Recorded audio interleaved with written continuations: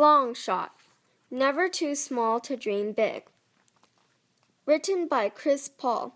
Illustrated by Frank Morrison. Buppita, buppita, buppita, buppita. Michael Jordan is stalled in double coverage. He looks for an outlet. Buppita, buppita, buppita, buppita. Jordan sees Chris Paul streaking down the sideline. Paul is only 8 years old, but he's lightning fast. Jordan makes a quick pass. Buppita, buppita, buppita, buppita. Paul drives left, pulls back for the jumper. He lets it go and scores! The crowd goes wild. In your dreams, Chris. My brother, CJ, and his friends were just getting back from the playground. They love to tease me about my game. You're too small to play basketball, said one friend. And tiny, said another. Did we mention small? Added a third. They all laughed. CJ stayed behind as his friends left. They're right, you know, Chris, he said. The ball is bigger than you are. I threw back my shoulders and straightened up. Maybe, I said, but I've got good hands. Come on, help me practice. Tryouts are only a week away. Hey, called our mother from the doorway. What you boys need to practice is setting the table and eating your vegetables. Basketball will still be there after supper. At school the next day, I didn't pay much attention. All I could think about were the tryouts. When my teacher talked about math, I remembered that the average height of a player in the NBA was 6 feet 7 inches tall.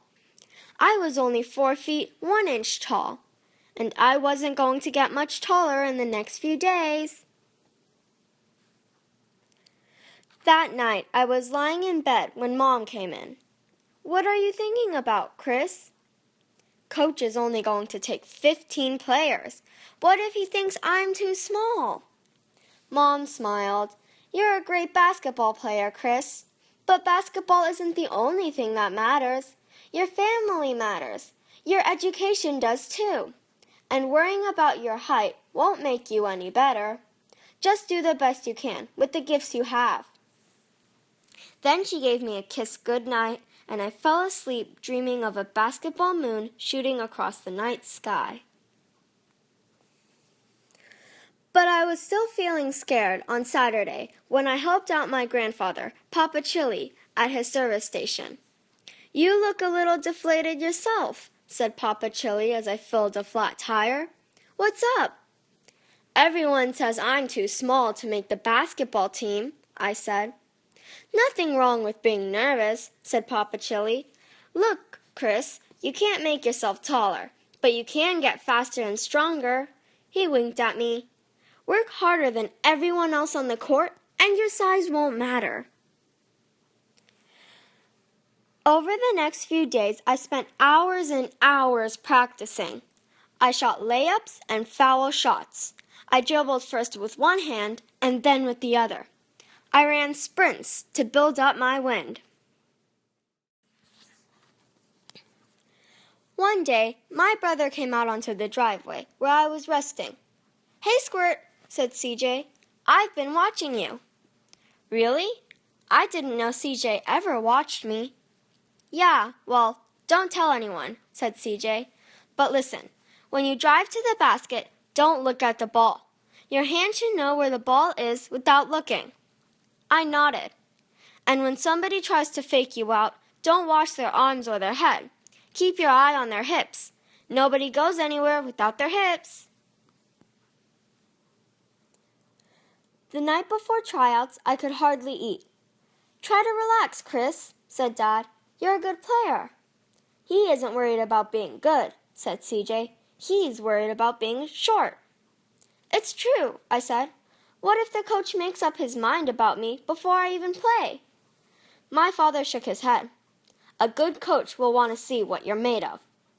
And remember, Mom added, you're not alone in this. The whole family is behind you. There were tons of kids at the tryouts, and all of them were taller than I was. My heart was pounding. I wondered if anyone could see it thumping out of my chest. Everyone looked excited, but a lot of us would be going home disappointed. I knelt down and retied my sneakers.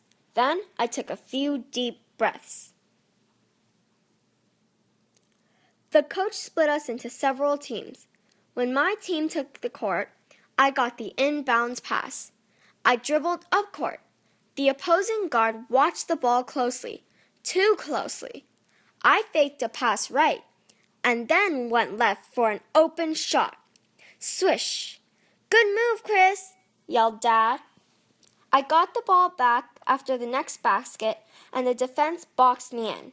I forced a shot, but it was swatted away, and I was knocked to the ground. "Careful, don't step on him," somebody shouted from the sidelines. I was done. I could feel it. I didn't dare look at the coach, but I heard Papa Chili cheering on from the stands. He didn't think I was done. He thought I was just getting started. I picked myself up and got back on defense. The other team's biggest player had the ball. I watched his hips just like CJ had told me to. When he tried to fake right, I wasn't fooled. I darted in and stole the ball. I heaved a chest pass to my teammate under the basket, and right at the buzzer, he scored. Afterward, we all waited for the big decision. The coach sat by himself for a few minutes, looking at his notes. Then he stood up and came forward. "You all looked great today," he said. "Everyone should be proud of that." I held my breath. "So here's our team for the coming season." The coach named 3 centers, then the 6 forwards. That left 6 more spaces for guards. I wasn't the first player named, or the second. 3 more names went by. There was only 1 left. What if it wasn't me?